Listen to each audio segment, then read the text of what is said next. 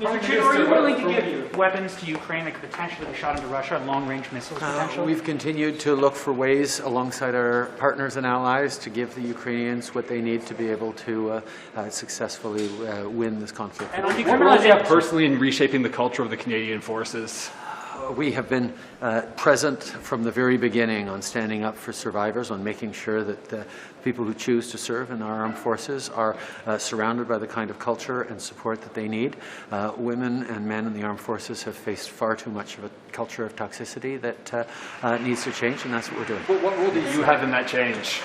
So good afternoon. I'm Gord Johns, the federal NDP critic for mental health and substance use. I'm here with my good friend Alexandre Boulerice, our deputy leader.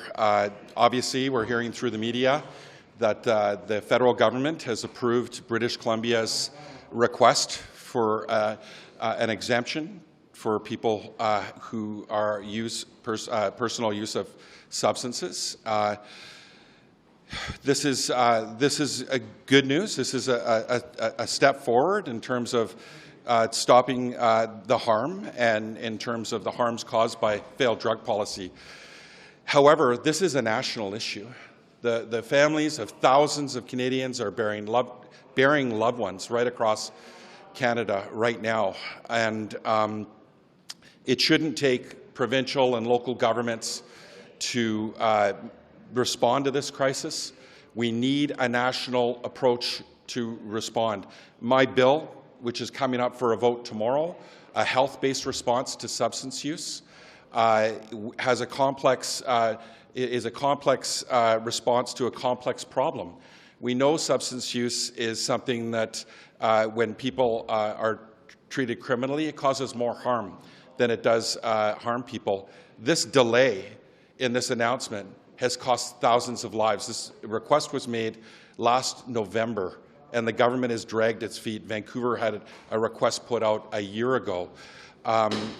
The importance of supporting a national approach to this is people are dying on the other side of the Rockies, from Alberta right across to the Maritimes, and we need the federal government to respond. The government, Health Canada, own expert task force on substance use made very clear recommendations which are reflected in Bill C-216, which has been supported by moms that have lost loved ones right across this country, first responders, health professionals, police officers.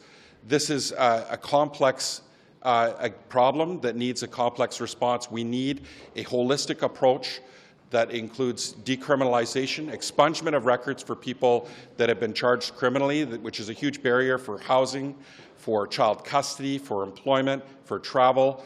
And we need to ensure that we have a strategy with a safe supply, treatment on demand, recovery, education, and prevention that is rolled out right across this country.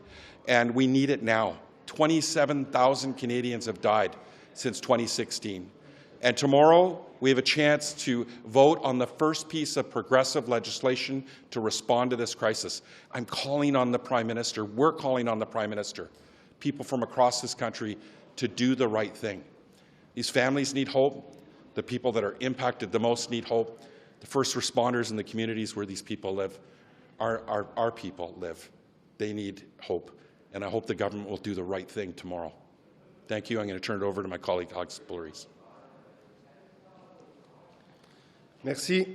Merci beaucoup, Gord. Effectivement, demain, ça va être un moment historique au Parlement où on va avoir la chance, comme élu, de voter pour la première fois pour la décriminalisation de la possession simple de drogue.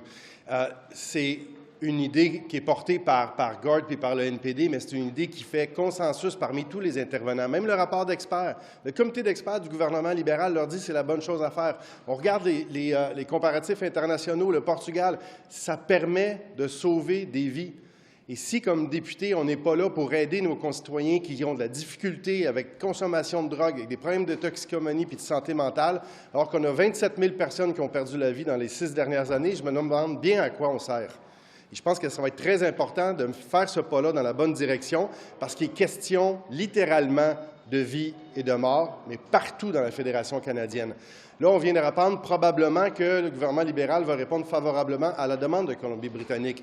Bravo pour les gens de Colombie-Britannique, mais il y a des morts partout au pays.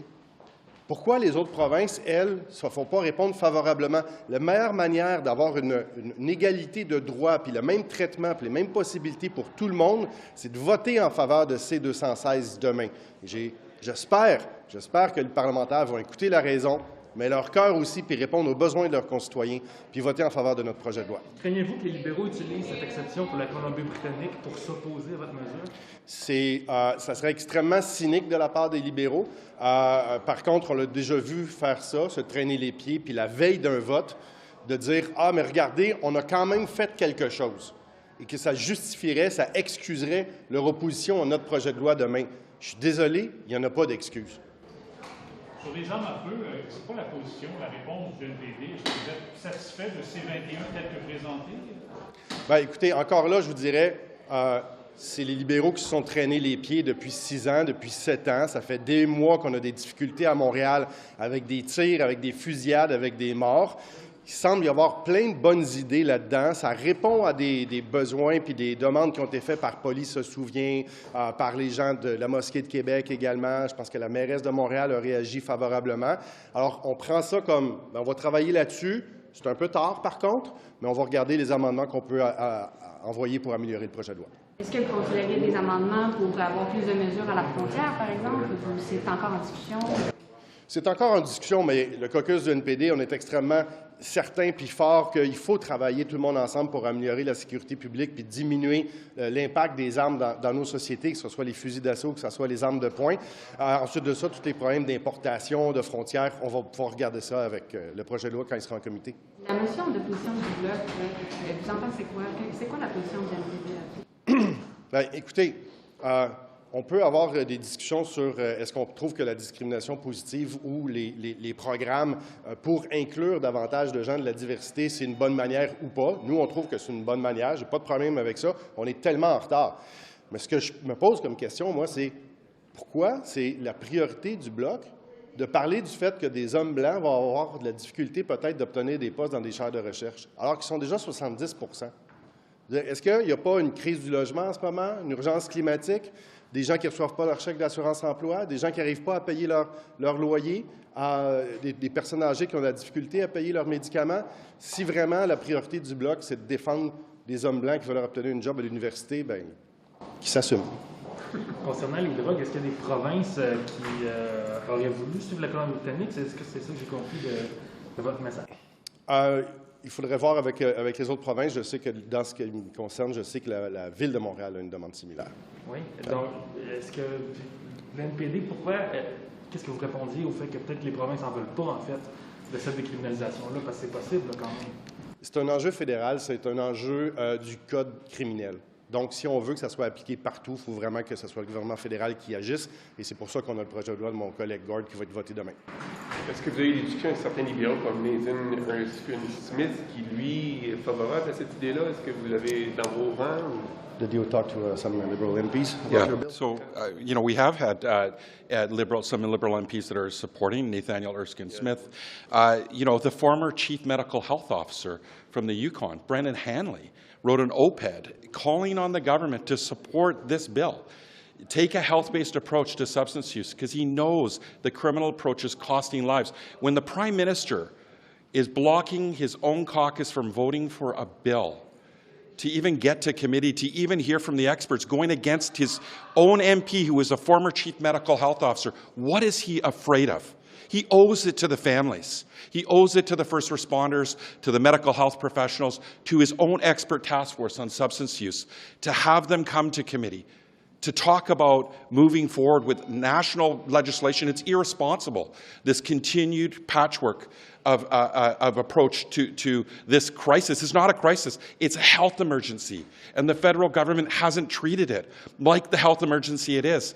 It wasn't even in the mandate letter for the health minister. It was buried deep in the mandate letter for the Minister of Mental Health and Addictions. They only set aside $100 million over 3 years because these lives don't matter. to the Prime Minister. Could you name one single province that requested it aside from British Columbia? Well, right now, British Columbia has put forward a request. So has Vancouver. So has Toronto. But it shouldn't be left up to local governments and provincial governments. This is a federal issue. These are federal laws, and we need federal leadership. And we know some premiers in some provinces won't move forward. Look, in Saskatchewan, they've lost more lives. It's doubled in 2 years. And the federal government has not taken action. We know people are dying, majority of them at home alone, 75% from a toxic drug supply. They're not getting help. We need harm reduction and we need recovery. We can't have one without the other. This is a complex issue. The Expert Task Force on Substance Use has made clear recommendations that were unanimous, supported by the Canadian Chiefs of Police, by medical health professionals, people on the front line of this crisis, people who use drugs, people with lived experience. And the government has let that report sit and collect dust. Today, they released a statement calling on the federal government to support Bill C-216 tomorrow. In a nutshell, what would you say to a Liberal member who would vote against your bill tomorrow and saying, oh, it's all right, we do this deal with British Columbia? I'm going to say, how are you going to sleep at night in 6 months and 12 months? What are you going to say to the families? That you wouldn't even hear from the experts? That's what I would say to any MP from any party that would vote against this bill, taking a health-based approach to substance use. Why would they vote against their own expert task force? That's what I have to say to all the MPs, and especially the Prime Minister. The stigma starts with Justin Trudeau. He seems to pick and choose when he's evidence and science-based decision-making. The same experts that gave him guidance on COVID-19, he's ignoring them. They're the same experts that are saying we need to take a health-based approach when it comes to substance use in this country. So he's choosing when it's right, when it works for him politically. It's pretty sad that they're doing this today, the day before the vote on a bill. It's pretty cynical. In the meantime, that request from British Columbia sat for months and lives were lost. Thousands of people died that might have called 911 or gotten help. And lastly, was the decriminalization not part of your deal with the Liberals? No, and you know, this is the thing. We put together some things that we could agree on, and clearly they didn't want to move forward. And so, you know, it's pretty sad that we've had to shame the government. After 27,000 people have died, they've not tabled any legislation to respond to this crisis. We know that they can actually move quickly when it comes to a health crisis. They showed that with COVID-19. They need to show that right now with the toxic drug supply across our country that's taking and claiming the lives of people. They owe it to the families. They owe it to Canadians and the communities in our country, right across our country. Thank you. Thank you.